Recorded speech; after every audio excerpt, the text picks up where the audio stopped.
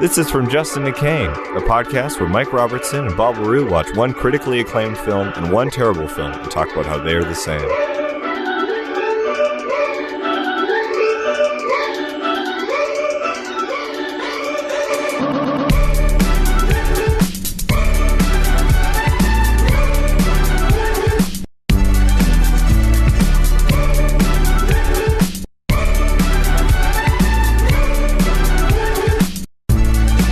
Hey everybody, welcome to From Justin to Kane. Once again, I'm Mike, and here's Bob.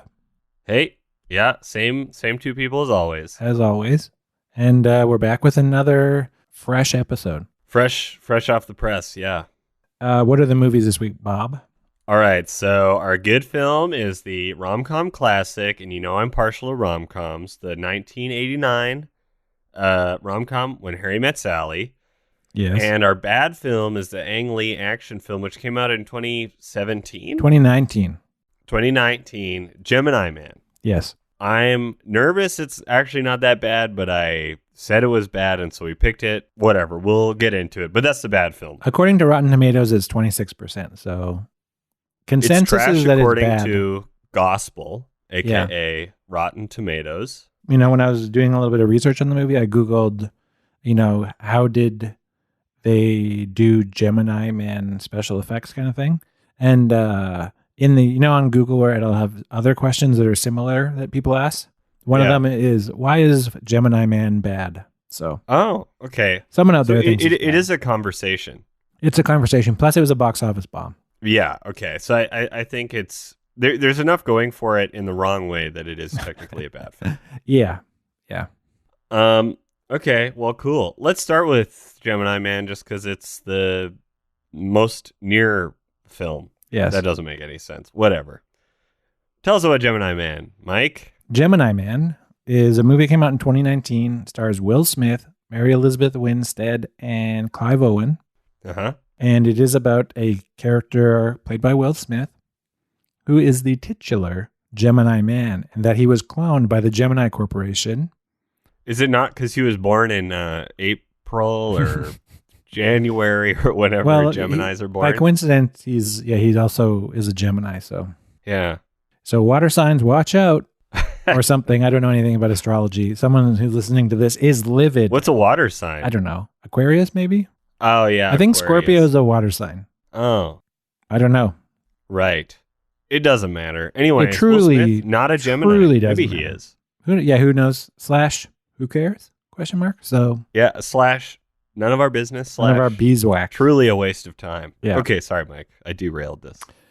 Yeah. So the movie was originally conceived in the 90s by a screenwriter named Darren Lemke, and the movie spent nearly 20 years in development hell. And Darren Lemke, who wrote which movie? Shrek Forever After. Really? Yeah. Oh. So he's got some real cred. yeah, I guess so. Yeah.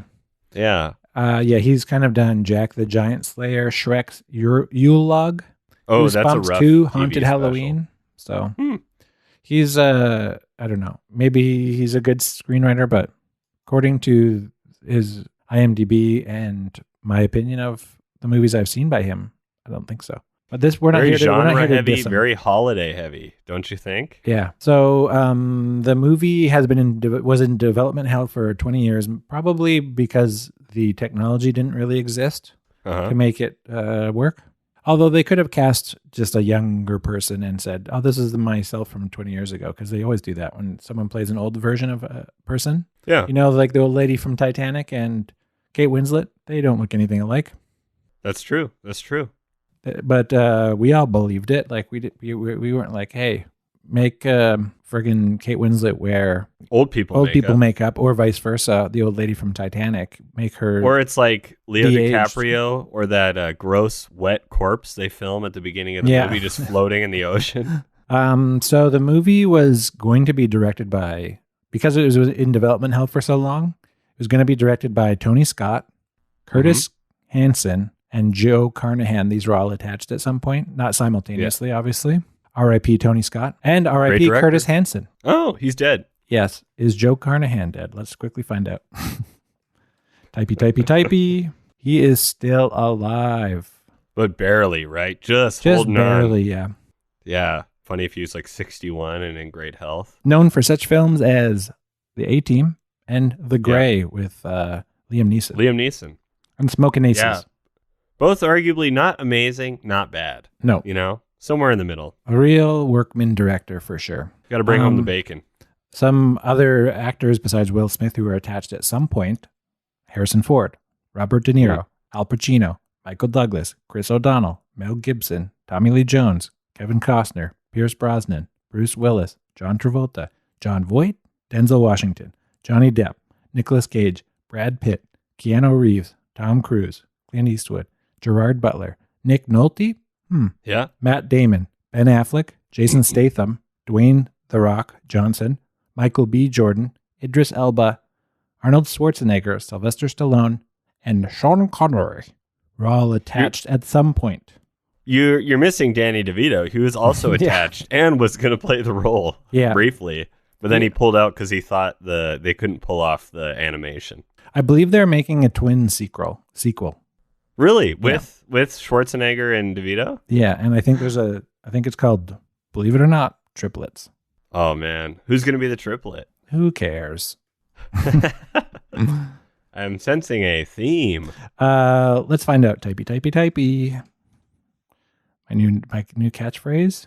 Oh, it looks like, the picture that comes up says Triplets on IMDb, directed by Ivan Reitman with Arnold Schwarzenegger, Danny DeVito, Eddie Murphy, Tracy Morgan.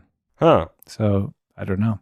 One of those guys is playing their triplet, I guess. Weird. And the other one will be the villain. Yeah, because the original concept was these guys are twins. One's tall, one's short.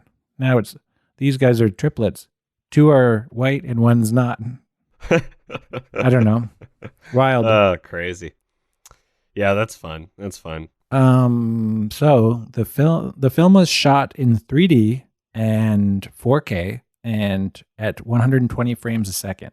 But so it was filmed in the 120 frames a second, which Ang Lee, the director, had previously experimented with a film called Billy Lynn's Halftime Walk, which is the first film to experiment with 120 frames a second. Some people say it's unsettling to watch, to say nothing of the film's content.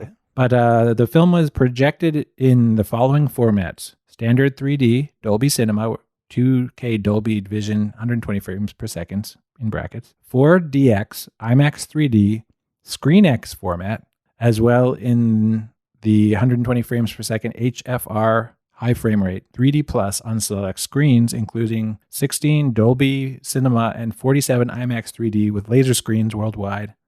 But only one TCL Cinema presented the film in 3D, 4K 120 frames per second without HDR. So no one presented the movie in the native 4K Dolby Vision, 120 frames a second.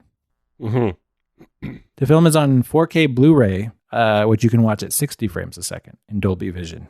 So what you just said might be the most boring thing you've ever said since I've met you. That was on Wikipedia, and I was surprised how many formats the movie was shown at and how much the people cared.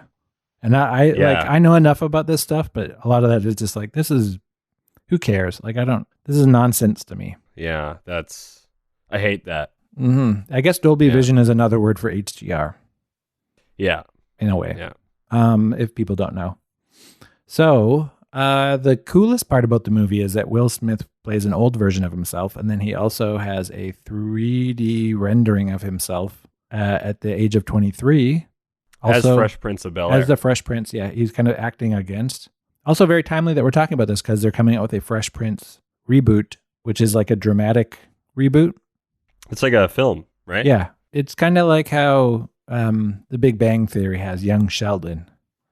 And it's like filmed in a cinematic way and with no laugh track. It'll be like Euphoria. Yeah.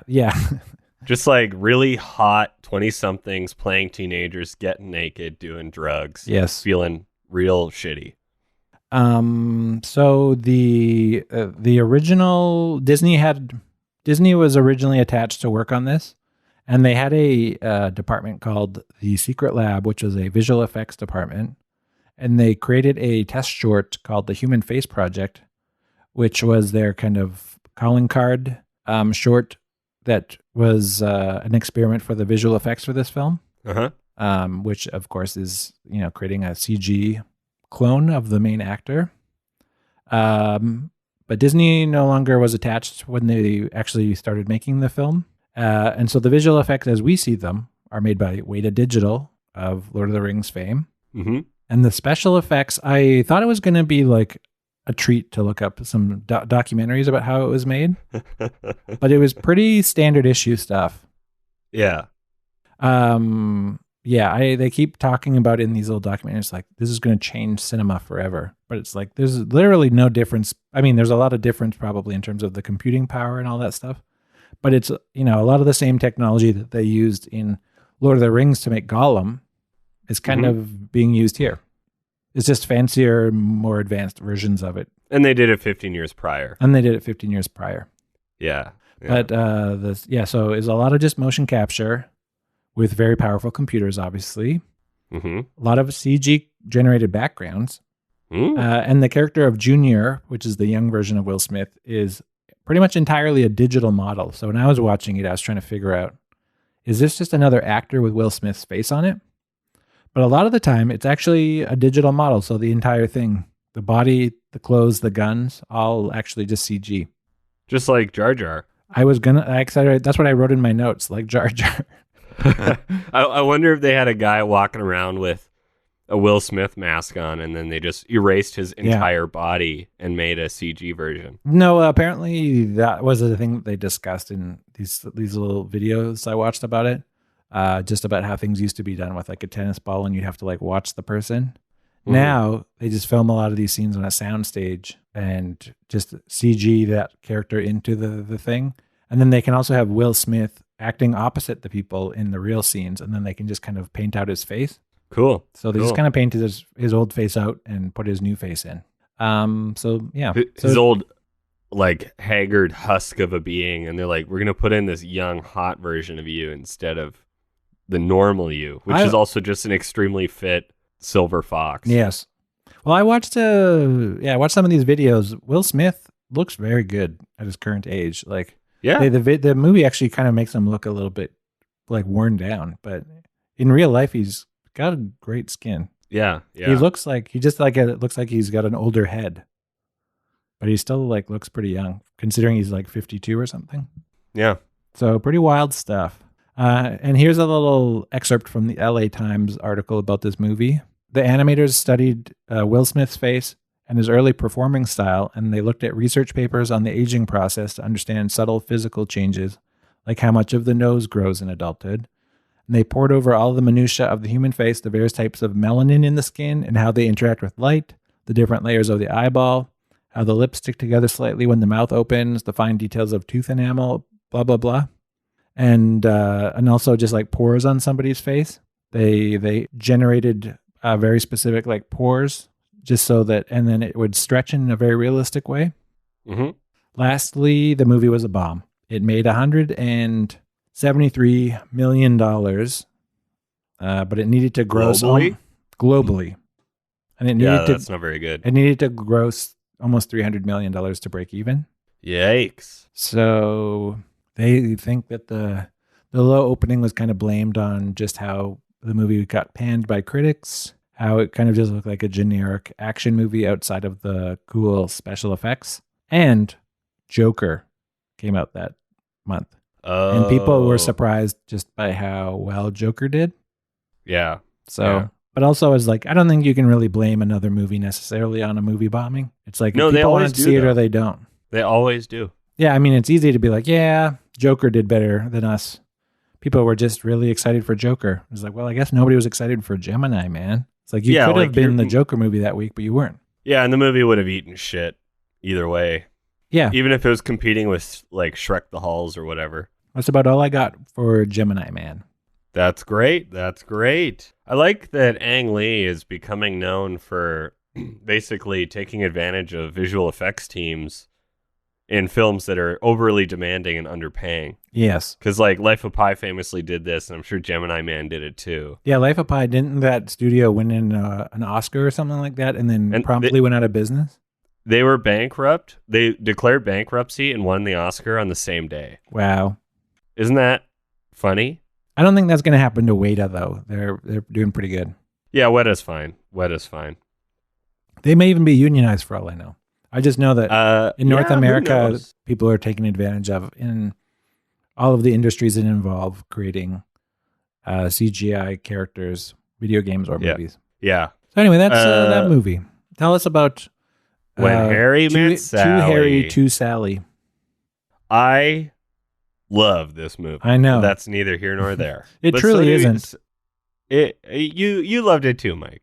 Oh, I really did, yes. All right, When Harry Met Sally, released in 1989. It's directed by Rob Reiner, who has given us many, many classic films. He's an actor, screenwriter, and director. He played Michael Stuvik in All in the Family. That's right. And that was his claim to fame, and that's how he sort of entered the industry. He won 2 Emmys for that role. And then he transitioned into directing. Wait, that's his claim to fame, and not being the son of Carl Reiner?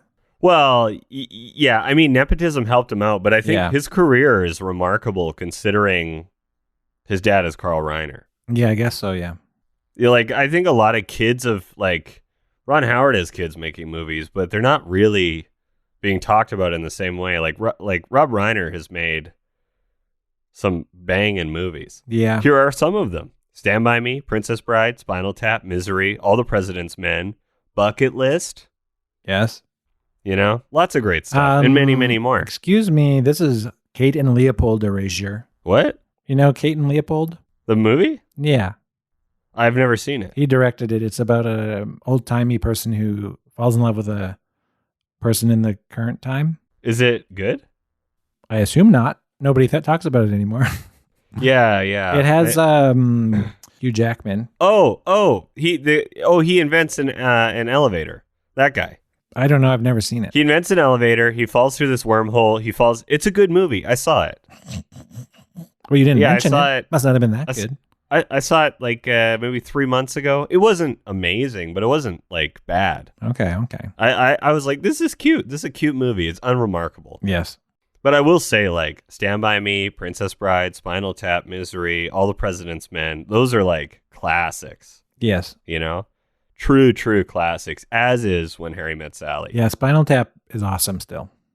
Yeah, it holds up. And that kind of was the springboard for Christopher Guest. Yeah. To then, they invented that genre, and then he went off and just, made a whole life out of it. Yeah. Which is crazy. I think Spinal Tap is one of the best improvised movies, if we're to believe that it's improvised. I don't actually know how improvised it is, but it is heavily improvised. We watched A Mighty Wind earlier this year.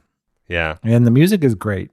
And there's some really funny people in it, but the comedy just seems improvised, if you know what I mean. Yeah. It's just they're just stumbling towards a punchline sometimes. I think they all fall short. Best in Show falls short. Mighty Wind. Mm-hmm. I haven't seen Waiting for Guffman. Whatever. That one's actually probably the best of the Christopher Guest ones. Oh, really? Is it also an improvised documentary? Yeah, it's an improvised documentary about people putting on a local theater show. Oh, okay. Yeah, I haven't seen it yet, but I want to. Yeah. I've been working my way through his filmography. You got to watch For Your Consideration. Oh. It's a hidden gem, kind of. It's not the best, most funniest movie, but Catherine O'Hara is in it. Yeah. And she plays this unbelievable character where she's this sad aging actor who's just getting more and more plastic surgery throughout the movie. And it's this perfectly calibrated balance of super depressing and sad and super funny. Oh, that's great. Yeah. It's it's kind of like the Eugene Levy character in A Mighty Wind, where he plays the sad burnout guy. Yeah. Who used to be something. Yeah, who used to be something, and he's so cartoonish, but also so sad at the same time, and it's this weird balance of way too big and very subtle. Anyway, sorry, that was a tangent. No, that's okay. Well, I'm gonna watch those films. Hopefully, the Canines do too. Nice segue. Written by Nora Ephron. Classic. She wrote many, many prolific rom-coms like Silkwood, Heartburn, When Harry Met Sally, Sleepless in Seattle, You've Got Mary, Oh my God. There's something about mail. You've got mail. And Julie and Julia. Right. Also, R.I.P. Nora Ephron. Is she dead? Oh, when did she die? She died 2012. Oh God, I thought she died last year, but no, she's been dead for 10 years ago. Wow. Oh, I'm not laughing at. Oh, and Google says, is Zac Efron related to Nora Ephron? That's a question. And they're not. They are not. No. Choose your Efron. Which is the superior Efron in your eyes? Nora all the way. Yeah, I agree. I love Nora Ephron. Anyway, so the film came to fruition basically with meetings between Rob Reiner, Andy Scheinman, the producer, and Nora Ephron. And they had a series of meetings, and they were just pitching ideas because they all wanted to make some sort of like romantic, funny movie together. And then the genesis basically came from Reiner and Scheinman were both lamenting about their single lives, and Rob Reiner had just been divorced from Penny Marshall. Right, yeah, he was married to Penny Marshall. They were married for just over a decade, and then they split, and he was having a terrible time, and he had all of these anecdotes about these horrific dates he was going on. And this gave Nora like a spark, but then he suggested, he's like, I'd love to make a movie about a man and a woman who are friends, and they know they can't have sex because it'll ruin their friendship, but then they do anyways. And then she's like, I think that's a good idea, and I think this whole process that you're going through as somebody who's being divorced is like an adult and trying to date. That is an intriguing movie. So that's kind of how the movie came about. Harry's based a lot on Rob Reiner and a little bit on Andy Scheinman. Rob Reiner was married to Penny Marshall. Then they divorced. He's very like sad about it, and basically had a very dark sense of humor and was very depressing to both Nora Ephron and Andy Scheinman. And coincidentally, through this process, his best friend at the time, and I think they're still very, very good friends, is Billy Crystal. So Billy Crystal was like helping him through this like mourning process of his divorce and getting him back out there to date. And basically, the two characters like of Harry and Sally are based off of Billy Crystal and Rob Reiner and their friendship. A bunch of the scenes in the movie are based on the two of them. Like they would talk to each other all night while surfing channels on TV. Oh, wow. Billy Crystal and Rob Reiner would just like talk to each other. So Nora Ephron took that kind of idea and that dynamic and then just changed Billy Crystal's gender to be female and like wrote out the script that way, which is really, really cool. It took several years to make the movie. These meetings happened pre-Princess Bride and Stand By Me. Rob Reiner made both of those movies, and then he did When Harry Met Sally. Nora Ephron interviewed a bunch of people from their production company, and those stories were then rewritten and then played by actors, and those are the interviews you see in the movie. So they're all real stories, which is cool, but played by actors. They seemed acted. Yeah, well, they are. Yeah. But the stories are real, which is cool. Here are a list of people who all either turned down the role or ultimately weren't selected. Tom Hanks, Richard Dreyfuss, Michael Keaton, and Albert Brooks. Okay, I was looking at my list from Gemini Man and just wanted to see if there was the same overlap, if there's any overlap, but I don't not really think so. Tom Hanks was never in the running for Gemini Man. No, he wasn't. And neither was Richard Dreyfuss. He was. Was he? No. I wonder if any of those people are Geminis. Guess it doesn't really matter. Anyways, I love that, like, inadvertently, like, they I don't know why they never looked at Billy Crystal, but ultimately Billy Crystal got the role. But I love that Billy Crystal had this, like, profound impact on the genesis of the film and the script without even realizing it. Yeah. And then Nora Ephron was just, like, soaking this all up and used it in the script. It's also cool because the movie plays with, like, people who are older, you know? Like, they're adults and they have their shit together. I don't know. It's great. That's like a Nora Ephron kind of MO. What are their jobs? He is a political consultant, and she's a journalist. Right. Yeah, that's right. Yeah. So a lot of the scenes were taken directly from Reiner and Crystal's friendship. The lady who said, I'll have what she's having in the Cat's Delicatessen scene is Rob Reiner's mother. That's correct. Yes. So the Cat's Delicatessen scene wasn't in the original screenplay. As they were shooting the film, they all felt that there wasn't enough attention on Meg Ryan's character, and they wanted her. She wasn't funny enough, basically. Yeah. And the movie was very Billy Crystal heavy, and they were like, oh, we need to balance this out. And so they thought, well, let's do a scene about like faking orgasm. And then they told the idea to Meg Ryan, and it was her idea to say, why don't I just fake one for the scene in front of Billy Crystal instead of talking about it? And then she is also the one who pitched doing it at a delicatessen. And then they shot the scene apparently all day. She had to do it like 30 or 40 times. Why? I don't know. They could have done 3 takes of it and it would have been good. Yeah, I don't know. It's that's a great question. The Cat's Delicatessen has a sign hanging over the table that says, "This is where Harry met Sally." Blah blah blah. There's like a fun thing there. Fun.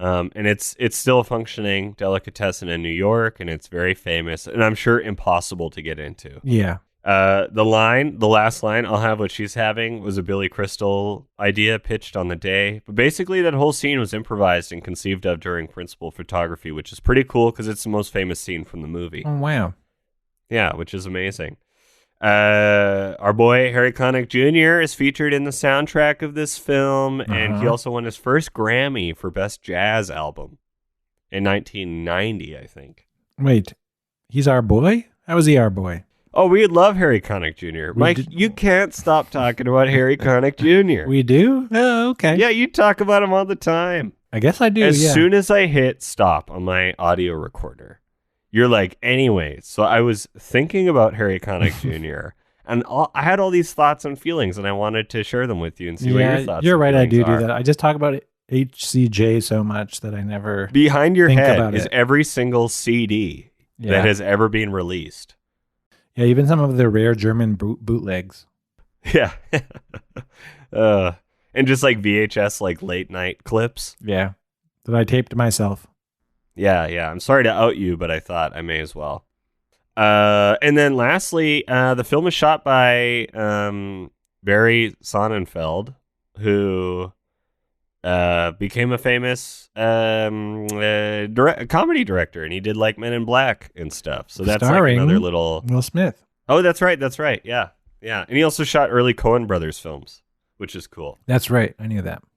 That's pretty much all I've got. Before they moved on to Deacons full time. Yeah. Well, now, and it's Bruno Delbano. Did he film the Macbeth movie? Or the Scottish play? Dude. Oh no. We're a stage light fell on your head, a stage Mike. light fell on my head again. God. Jesus.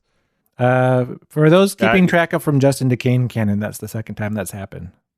Yes, that's right. Have we done a Macbeth movie yet? No, we haven't. No, but we have said the Scottish play's name. Oh no! A light fell on Bob's head. Ow.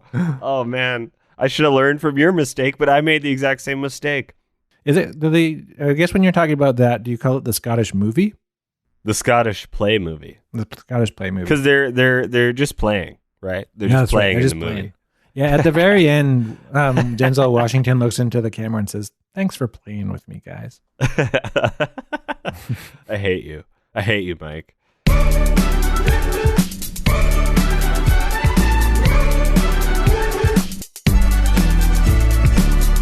Samesies. We're in the Samesies corner now, everyone. Yeah, the Samesies Enough zone. talk of the Scottish play. Yeah, so what you got? No, I'll start because I feel like I don't have that many good ones, and you probably have the exact same ones, and you're going to steal them from me. Yeah, then we get points. I don't know if people know this, but we get points.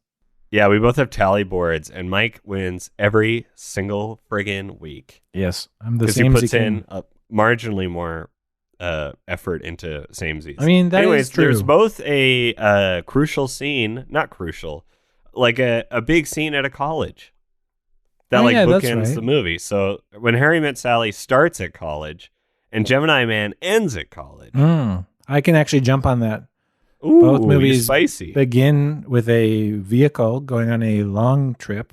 In Gemini Man, there's a train where he has to shoot somebody in a train. Yeah. And then in When Harry Met Sally, they drive across the country.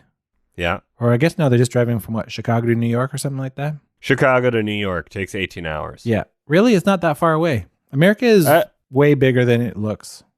Yeah, it is massive. I mean, it's like you look at Edmonton to Vancouver, you're like, that's not that far, and it takes you 12 hours. Yeah.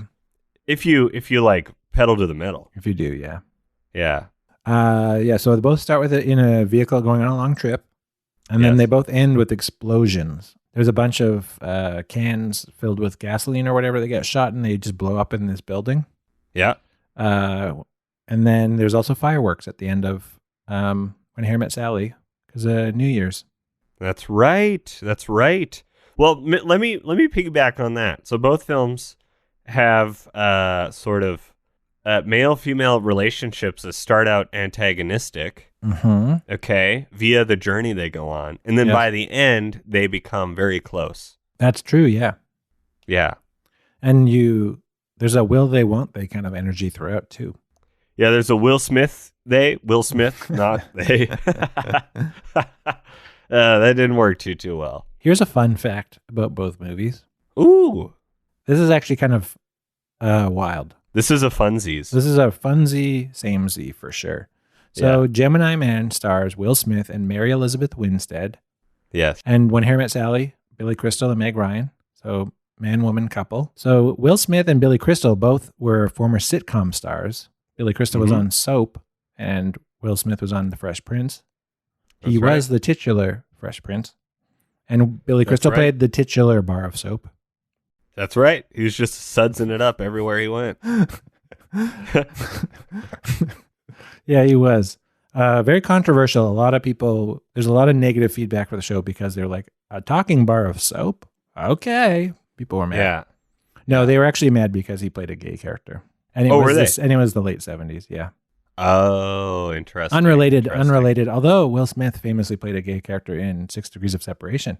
Did he? So they both kind of got their fame Never from seen that movie. Being sitcom stars and playing gay characters. And then Mary Elizabeth Winstead and Meg Ryan both got their start on soap operas. Wow. So Meg Ryan was on As the World Turns. Yeah. And Mary Elizabeth Winstead was on Passions. Wow. That was really good. Looking up, I was like, where did Meg Ryan start? I don't even remember the first movie I saw her in. She just was always there. Yeah, yeah. Did you ever see that weird movie she was in with Mark Ruffalo? It's like a murder mystery from 2003. Yeah, I never saw In the Cut. I know of it. It's insane. I think, didn't it kill her career kind of? Yeah, it's the last movie she's in, and it's absolutely insane. Yeah. There's just a scene. Yeah, there's some crazy shit in there, man. You should check it out. Is it a good movie, It's on though? Netflix. Is it good? Mm-hmm. No. Didn't Jane Campion direct it? She might have, yeah. I think she did. It's very edgy. It feels like a Jane Campion film. Yeah. Okay, well, I'll check it out. Yeah, it's worth a watch. And it's just like the acting is insane. The plot is insane. It's in New York, similarly to When Harry Met Sally. And it's just like clearly Meg Ryan was like, I'm not the rom-com lady anymore. Like, I'm going to be, a little more hardened and bitter now. And it's a crazy movie. I remember watching it and going, what the actual fuck is going on? Yeah, so definitely worth checking out. Why is Meg Ryan not in movies? Because she was the queen of the movies for a while. I don't know why she isn't doing stuff anymore. She would still be great.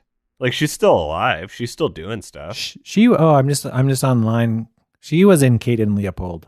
Yes, that's right. That's right. What year was Kate and Leopold? 2000. Right. Yeah, she's the female lead. I guess she quit acting after In the Cut. Why? She just hated the criticism and tabloid scrutiny, according to this article on famous website suggest.com. So who knows?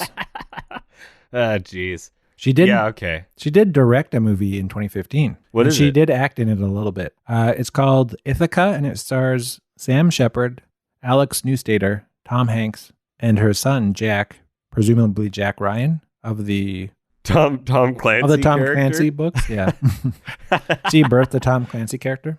I love that. Oh, and she's married to John Cougar Mellencamp. Seriously? I guess so, yeah. She also is, according to this article on suggest.com, has an estimated net worth of $85 million. So she doesn't need to work if she doesn't want to. You know what's funny? There's always these, estimations of what these stars are worth. But that is not capital sitting in their bank account. It's just an arbitrary number that's calculated via box office and like external product that they don't have like access to. Yeah, I know that Meg Ryan famously has a lot of stock in Amazon, and she's got so much crypto and NFTs. Oh, really? Yeah, that's right. That's right. Yeah, she's really into the blockchain. Right. She loves proof of work, mining, all that good stuff. Oh, yeah. You can't get her to shut up about it. Too busy talking about that. She's not going to make any more movies. I know. She's like, sorry, guys, I got really just distracted by NFTs and the blockchain. I'm going to make some movies soon. But for real, watch In the Cut because it blew my mind. Not in a good way. I was just like, this is fucking insane. Maybe, yeah. It sounds like her and Jane Campion were like, let's just go for it. Let's be bad. It's good to be bad.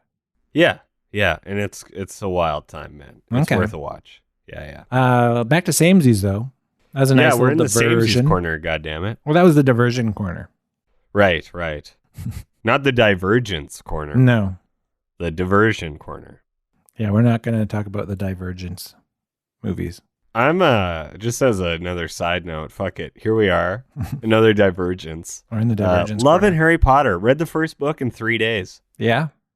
Well, yeah, of course. It's a friggin' child's book. Yeah, I know. Everyone loves bringing up as written for children, but 3 days, pretty good. Yeah, bragging about reading a child's book quickly. Okay, go on. It's like 350 pages. Yeah, I guess so. You friggin' guy. Anyways, I'm excited. I'm going to try to read all the books in the next month and a half. Okay. Good for you. Yeah. I guess do a report on it. I expect a book report when you're done.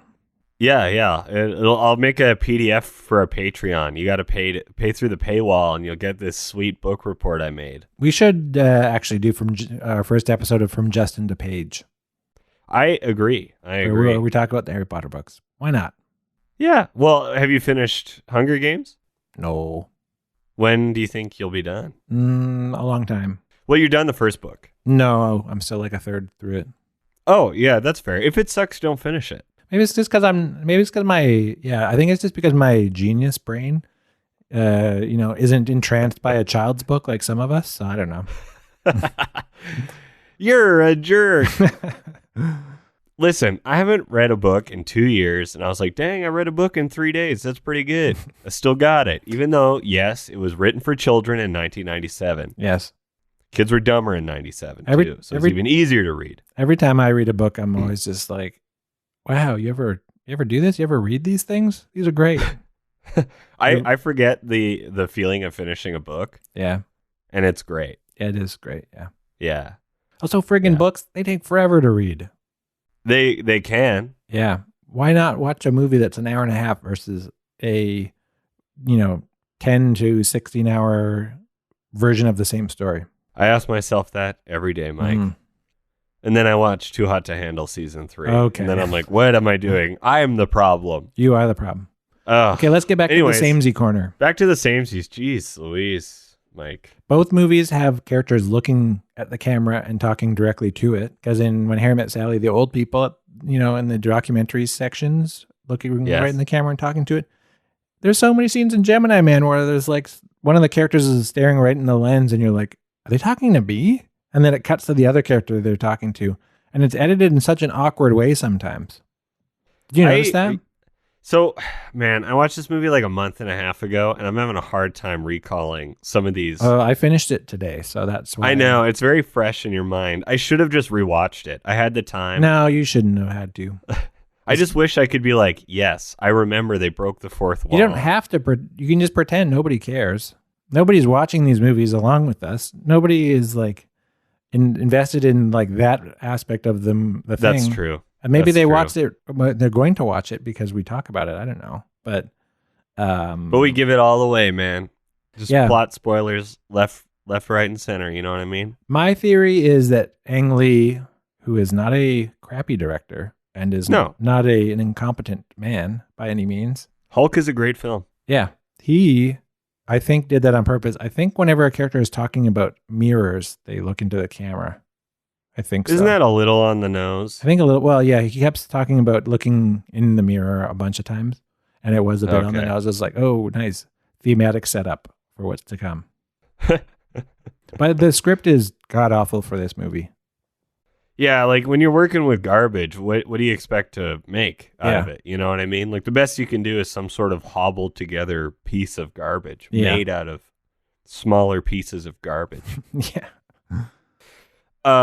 Both movies have a large portion take place near a large body of water. Oh, great. That's a real good one, isn't it? Well, you've said that one in the past. Yeah, and I'm going to use it again. Yeah, it's gold, and it's universal. You keep it in your tool belt for sure. I know it's almost like saying characters have to breathe. Yes. But I'm going to fucking stick to it. Yeah, no, there was water by characters in both movies for sure. Yeah. There's young and old versions of characters represented in both films. That's right. We see Meg Ryan and Billy Crystal in college, and then we see them as, middle-aged people. Yeah. Somehow their skin looks identical, but their haircuts change.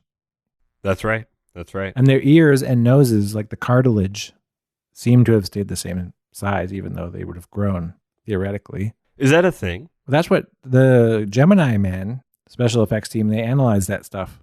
Your bones still grow like marginally? No. Your cartilage doesn't stop growing, I think. So your nose, and your ears will continue to get bigger, but not the rest of your body. And then that's how you look like a bank teller at Gringotts. Yes. That's a Harry Potter reference for all y'all. Okay, this one's loose. This is a loose thing, but there's some sort of similarity with the date scene when...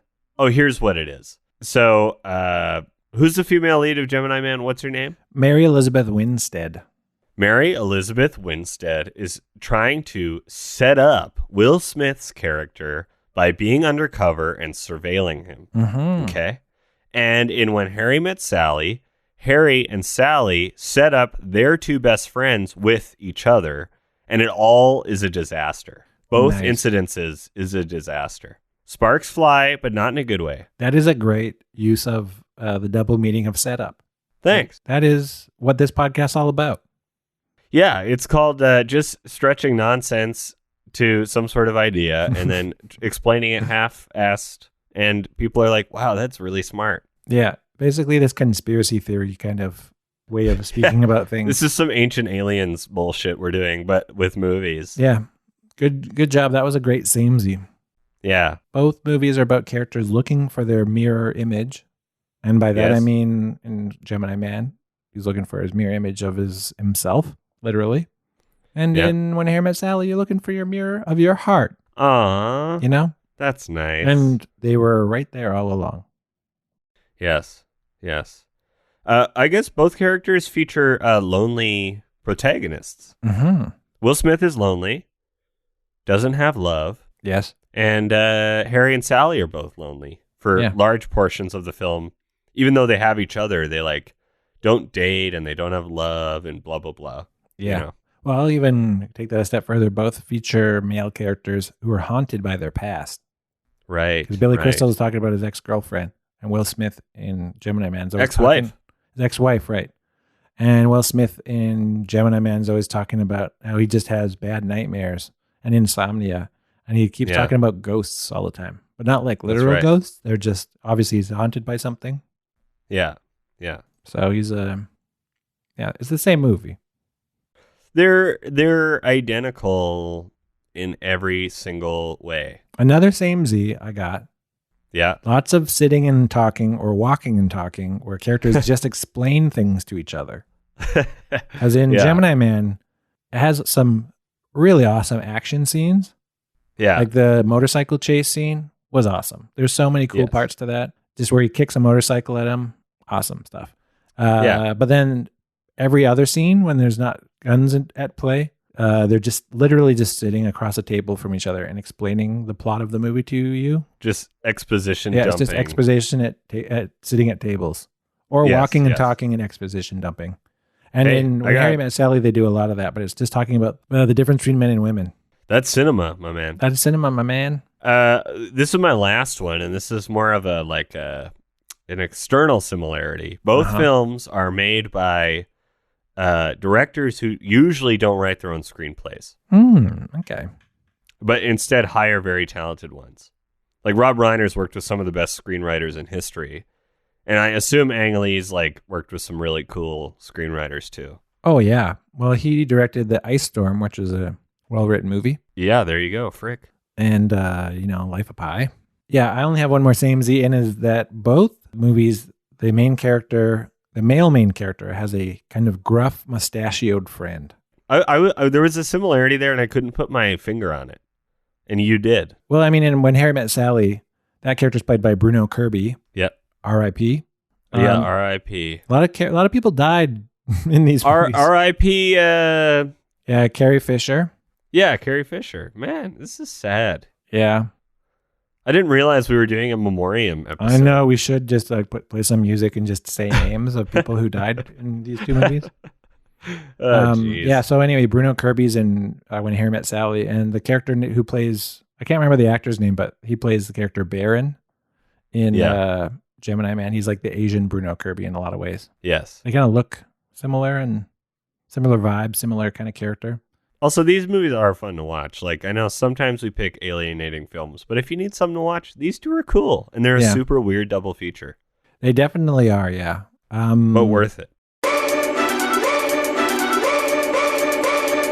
But When Harry Met Sally, what are your thoughts on this movie? When Harry Met Sally is like 5 out of 5 milk bones. I think it's a masterclass in just like the basics of storytelling and like composition. Yeah, okay. There's no bells and whistles, you know what I mean? No, but it's engaging. The jokes are funny. Yeah, and you can tell it's written humor. Yeah. Like they like did it. It was like, this script is funny. Let's shoot this script instead of being like, oh man, let's get 8 cameras and just wing it. Yeah. Which you and I both detest on some level. On some level, yeah. How do you feel about When Harry Met Sally? Oh, I love it. It's a great movie. I watched it recently, and it's been a long time since I saw it, but it's a classic. Yeah. Maybe the greatest rom-com ever. I think it is. I think it is number one. It's a gold standard. Although Nora Ephron, like a lot of her films are the top 5 of rom-coms. Yes. Yeah, she kind of created the tropes for a lot of rom-com stuff that has been done poorly by other people, but kind of, and also it has cynically been recycled, I would say.